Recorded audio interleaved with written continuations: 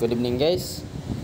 For today's video, isishare ko lang sa inyo kung paano tanggalin kapag tayo ay nakasubscribe o aksidenteng nakasubscribe tayo sa CapCut. So ganito lang yung gagawin natin kung gusto nating mawala yung subscribe, kasi kapag may laman yung Gcash natin, yung magiging problema dito ay mag-automatic deduction siya. So ganito lang po yung gagawin natin. Punta lang tayo sa ating Play Store. So punta lang tayo sa ating Play Store, hanapin mo natin. Yan. So nandito na tayo sa Play Store. Click lang natin tong ating profile. Tapos proceed na tayo dito sa payment and subscription. So kung nakasubscribe tayo, makikita natin dito sa subscription. Click lang natin to. Ayan, so wala na kasi sa akin, natanggal ko na, kaya wala na tayong subscription.